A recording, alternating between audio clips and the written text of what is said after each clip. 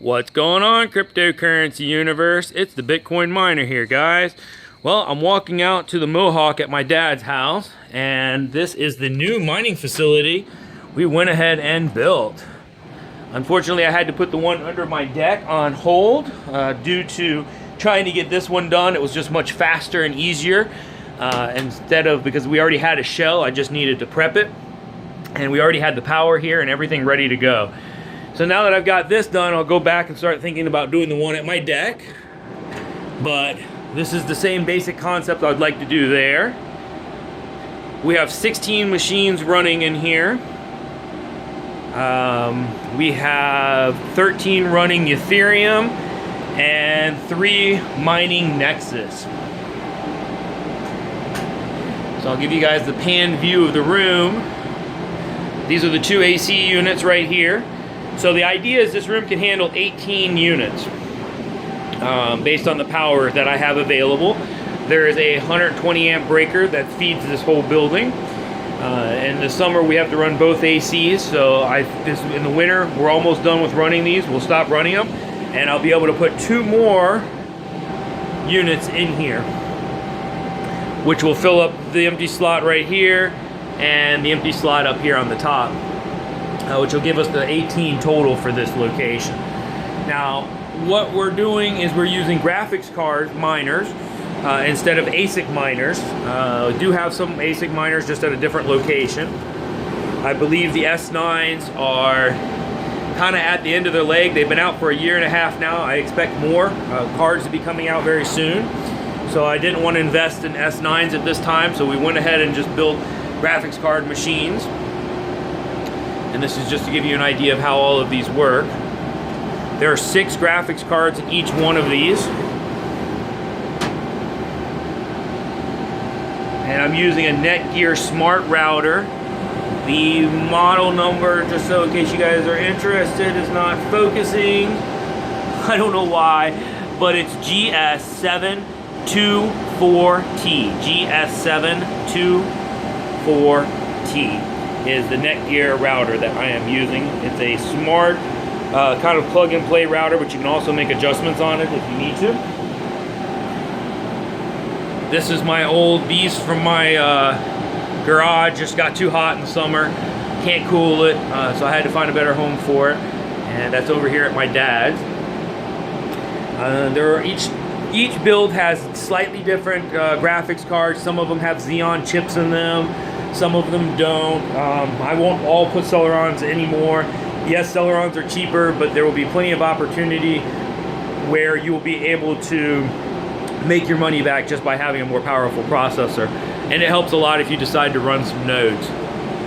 So this was the old range plug. All I did was take the 60 amp plug, or the breaker that was for the range, for the kitchen, put it into a breaker box, divided it into 220 amps over here, and then went ahead and ran the power for these 3 plugs right here. So I spliced it out, and I'm running them on 240. The reason I'm running them on 240 is because each one of these machines will draw about 10 amps on 110. If you run them on 240, you can cut your amps in half, so I'm only running about 5 amps, give or take. Maybe a little more, maybe a little bit less. So that's why you see me plugging in 3. Because 3 on a 20 amp circuit is, about 15 amps, give or take, maybe 14, maybe 16. But you always want to think 80% design load. You never want to overtax something, especially when you're going to be running it 24/7.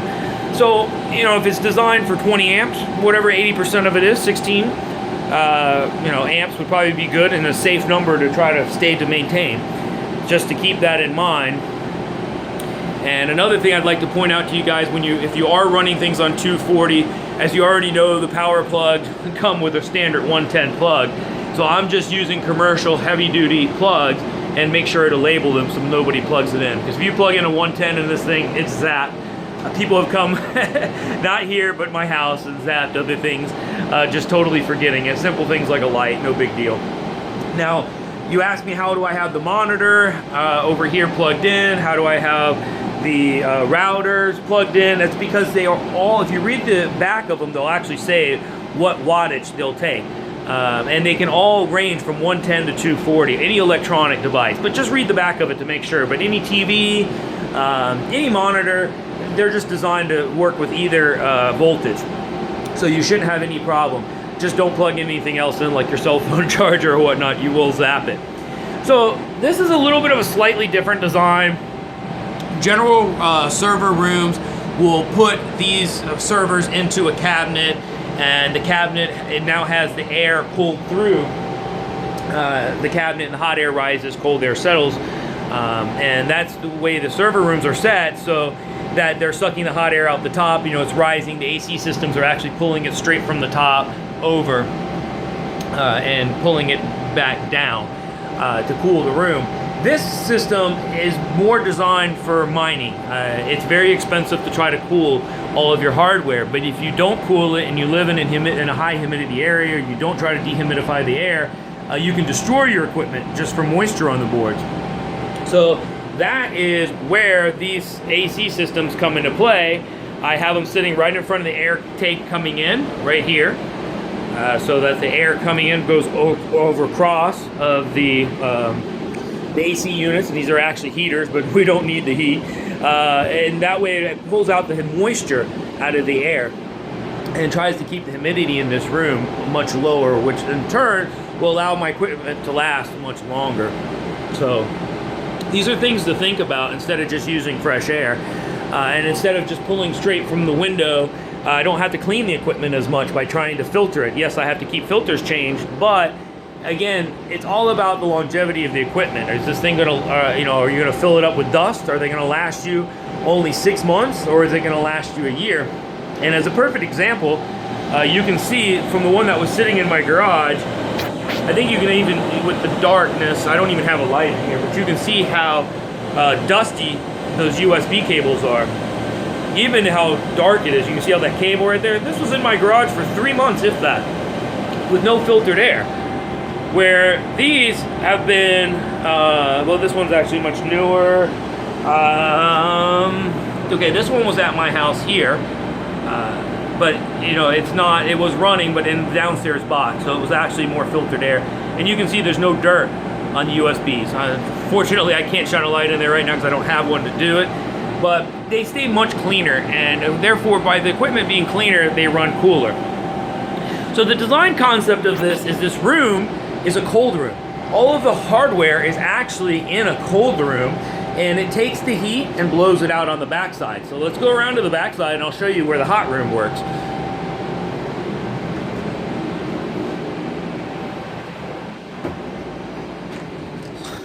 This is really makeshift.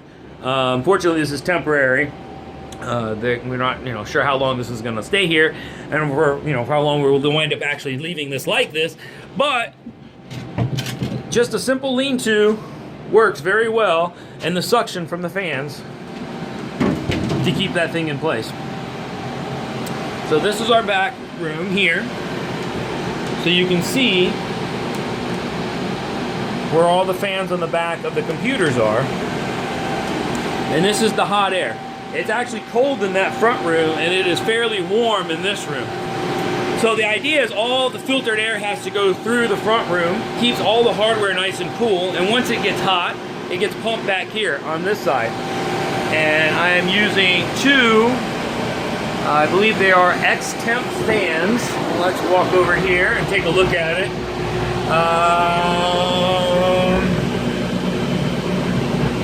X-Power, there you go. So as you guys can see on there, they're X-Power, they're high temperature dual axle fans. And what that means is that the motors are actually encased. The motors are protected from the air that's passing through them. These fans are designed for heaters. You can actually attach a heater in front of them and, you know, blow heat inside of a basement or a crawl space if the floor were to flood and you want to dry the floor. So I thought these would be a great fan to use for this project. Not that you necessarily need them, and it's not producing that much heat back here to have these type of high temp fans, but I found them and I thought it would be a great fan to go ahead and try and test for the project. Not to mention, they have some really cool settings on them which make it really convenient because you can actually put timers no need to use the timer, but they have a variable speed control built straight on. So if I need to pull more air or less air, I can easily adjust the airflow in order for this system to work. If you do not understand how air moves and the way that you need, the reason for that, and pressures and negative pressures and positive pressures, this design won't work very well. And the reason being is that back room has to be on a negative pressure in order to be sucking air through the first room. So if this room is trying to draw as much air as possible, the back room, and let me seal this up really quickly, simple lean-to, if it's trying to pull more air than what this room is pulling, so therefore it's under a negative pressure, it helps suck air through this room. And then this room also is now under a negative pressure as well, which is going to suck air from the outside room, which is drawing them through the air filters. I wish I had a temperature gun to show you guys how this was all actually, you know, the temperatures between the two different rooms, but this will help the longevity of your cards and resell capabilities.